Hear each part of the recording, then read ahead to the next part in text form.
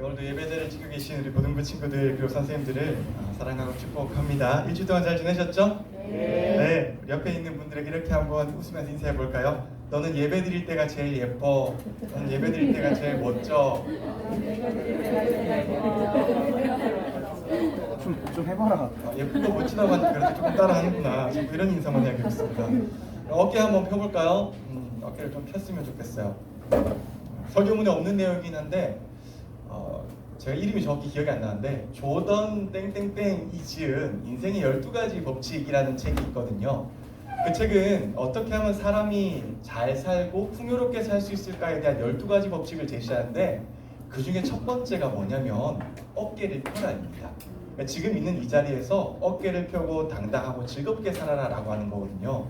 우리가 예배를 드리는 이곳이 저는 어깨가 피는 곳이었으면 좋겠습니다. 왜요? 여러분은 충분히 하나님께 사랑받고 있기 때문에 실수해도 괜찮고 좀 넘어져도 괜찮고 다 괜찮습니다. 여러분의 어떤 행동이나 행위 때문에 사랑받는 게 아니라 그냥 여러분의 존재 하나를 하나님께서는 사랑하시는 거거든요. 그래서 저는 여러분들이 일주일 동안 학교 생활에 지치고 또 여러 가지 직장 생활로 힘들고 많은 것들이 마음에 불편할 수 있는데 이 고등부 예배당 문을 활짝 열고 들어오는 순간 어깨가 펴지는 그런 저와 여러분들이 되셨으면 좋겠습니다. 그러실 수 있죠? 네. 지난주에 내들이 숙제는 잘 하셨나요? 엄마 아빠 하나 드리고 사랑한다고 말했다는 친구 손?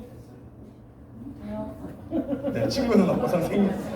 이게 애매하게 이렇게 손 들지 마세요. 이거 손 뭐지? 아니죠? 저는 했습니다. 여러분들이 손을 안 들 줄 알고 제가 설교문에 이렇게 적어 놓았어요. 분명 숙제 안 하고 손도 안 들 것이다. 그래서 부끄러워서 손을 안 든 거라고 생각하자. 네, 라고 적어 놓았습니다. 이제 여러분을 너무도 잘 알죠. 제가 부디 여러분의 삶 가운데요 부모님께 감사하는 마음을 잊지 않으셨으면 좋겠고요.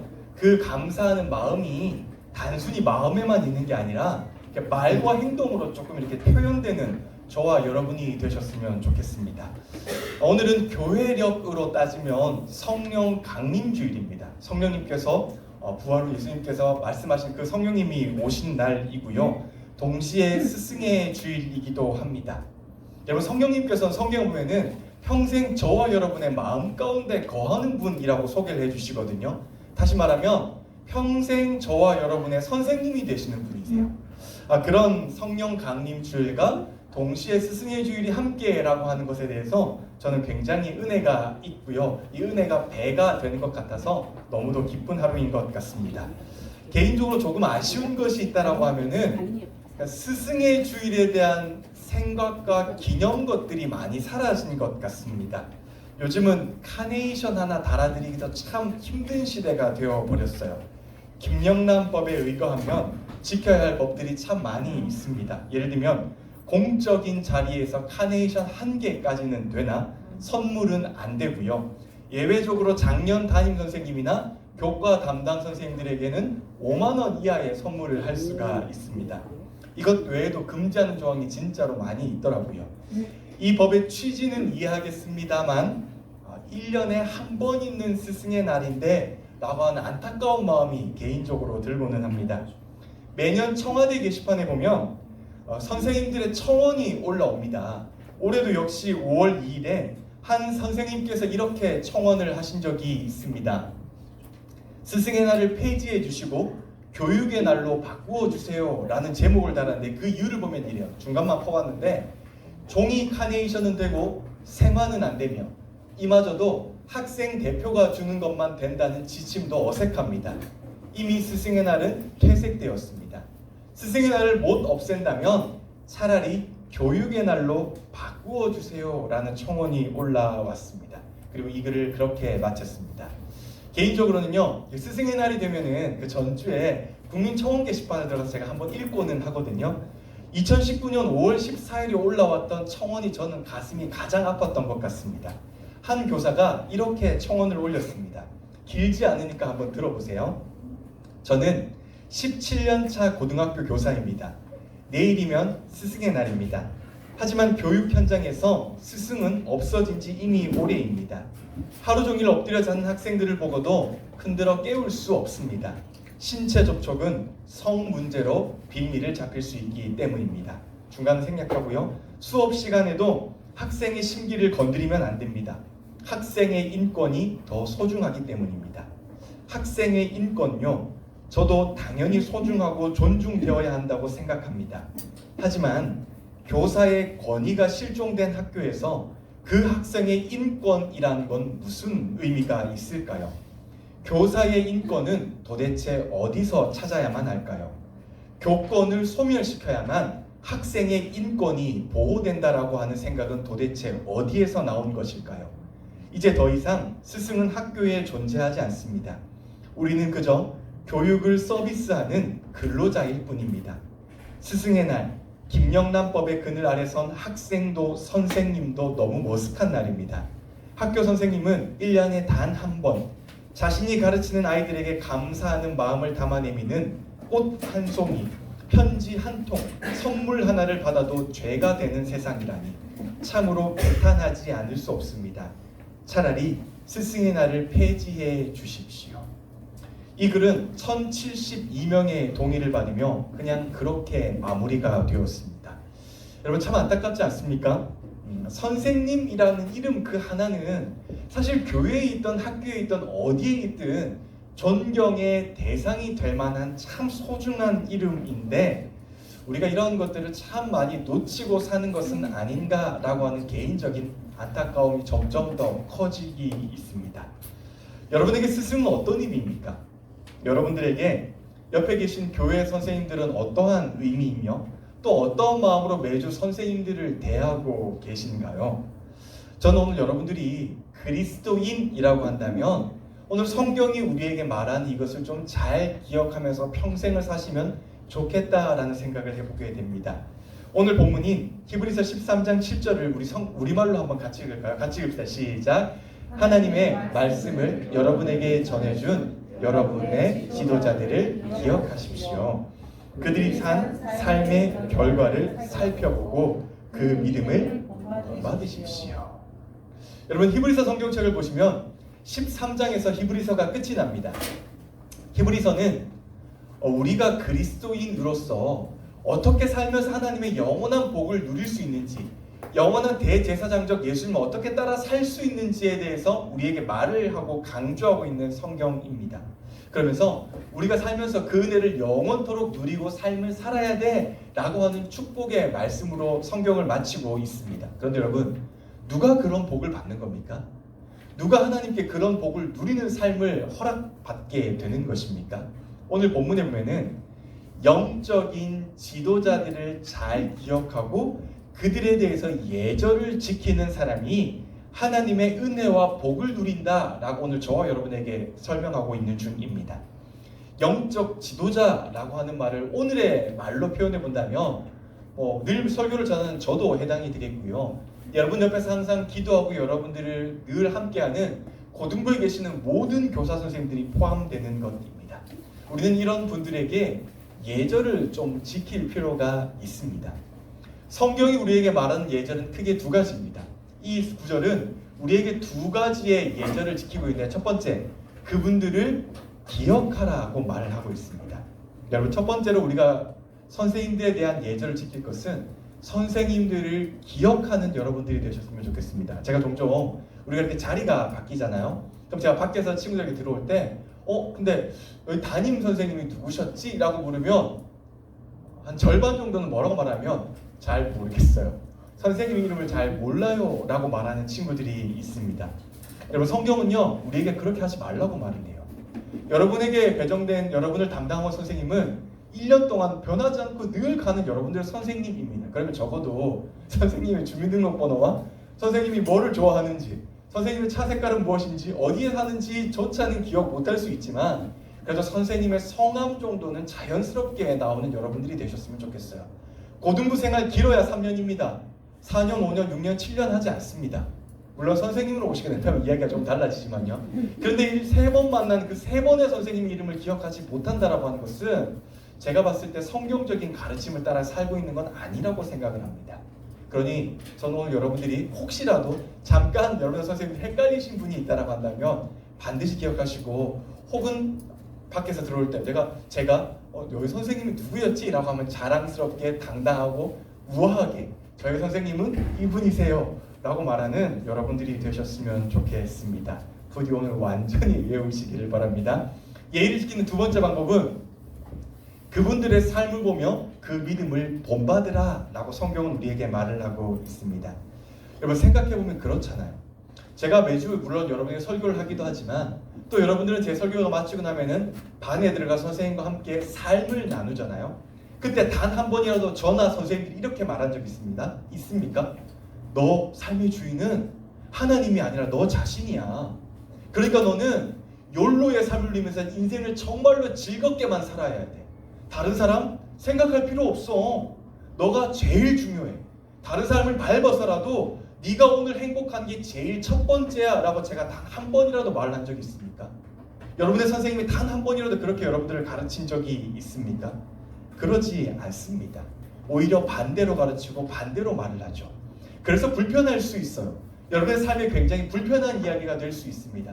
그래서 잠언은 우리에게 이렇게 말하잖아요. 12장 11절에 보면은 전도서에는 이렇게 말을 합니다. 같이 읽읍시다. 시작. 지혜로운 사람의 말은 찌르는 채찍 같고 회중의 선생님들은 단단한 박은 목과 같다.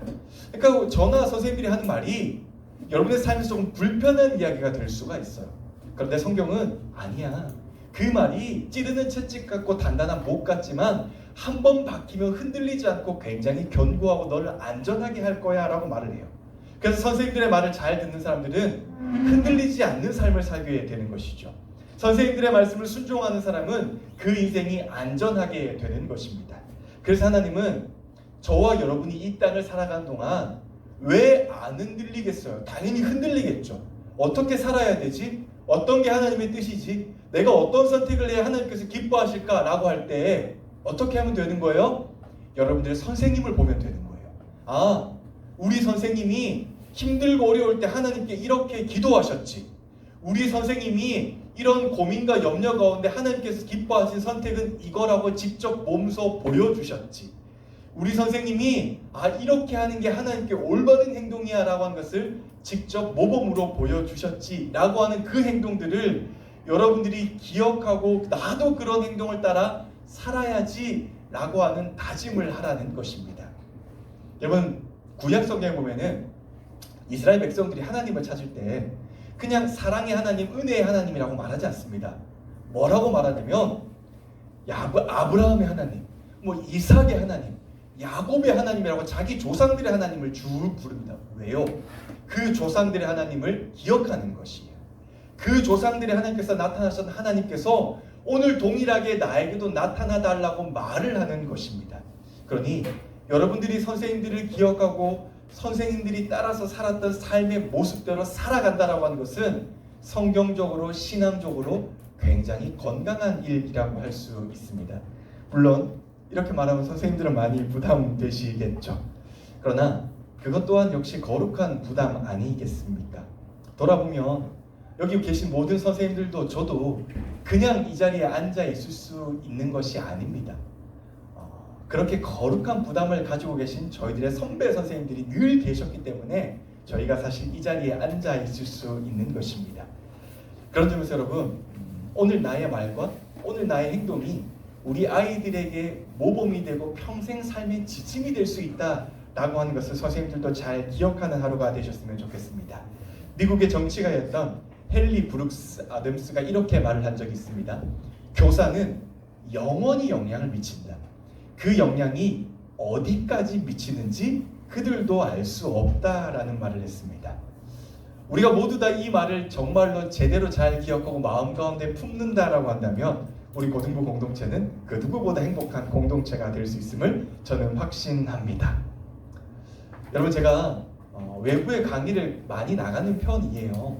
다른 지역도 다니면서 이런저런 세미나를 인도하는 편인데요. 지역을 갈 때마다 혹은 세미나에 참석 대상자마다 내용이 바뀔 때가 있어요. 그런데 마지막 결론은 항상 바뀌지 않아요. 마지막은 항상 이 두 가지의 사진으로 저는 세미나를 마무리를 합니다. 첫 번째 사진은 바로 이 사진입니다. 참 희대의 살인마로 유명했던 신창원이라는 사람이죠. 여러분들은 잘 모르실 수도 있는데요. 요즘도 희대의 살인마라고 했을 때 신창원이라는 이름이 빠지지는 않습니다. 그런데 신창원이 나중에 잡히고 나서 감옥에서 이런 고백을 한 적이 있어요. 자기의 907일간의 고백이라는 책에서 이렇게 고백한 적이 있는데 잘 안 보시겠죠? 한번 들어보세요. 지금 나를 잡으려고 군대까지 동원하고, 실제로 신창원을 잡으려고 굉장히 많은 군인들을 동원했거든요. 엄청난 돈을 쓰는데 나 같은 놈이 태어나지 않는 방법이 있다. 내가 초등학교 때 선생님이 너 착한 놈이다 하고 머리 한번 쓰다듬어 줬으면, 쓸어줬으면 여기까지 오지 않았을 것이다. 5학년 때 선생님이 이 쌍시옷 놈의 새끼야, 돈 안 가져왔는데 뭐하러 학교 와? 빨리 꺼져 하고 소리쳤는데 그때부터 마음속에 악마가 생겼다라고 고백을 했어요. 참 재미있는 것은 신창원과 똑같은 시기에 다른 한 명이 다른 지역에서 태어났습니다. 이 아이도 사실은 신창원처럼 너무도 힘든 삶을 살았어요. 사고도 많이 쳤고요. 정말로 너무 어렵고 불우한 어린 시절을 보냈어요. 싸움도 많이 했고요. 그런데 신창원과 다른 한 가지 점이 딱 하나 있었다면은 이 사람에게는 주변에 사랑을 주는 사람들이 있었어요. 주변에 사랑을 주는 어른들이 있었고요. 특별히 사랑을 많이 베풀어준 부모가 있었습니다. 너는 잘 될 거야 라고 덕담을 해준 어른들이 있었습니다. 그래서 실제로 잘 되었습니다. 그가 누구입니까? 표창원입니다. 이름도 정말 비슷하지 않습니까? 신창원, 표창원. 한 명은 경북 김제에서, 한 명은 경북 포항에서. 둘의 차이는 한 살밖에 차이 나지 않습니다. 여러분, 표창원이 강의를 다닐 때마다 항상 이렇게 말을 많이 합니다.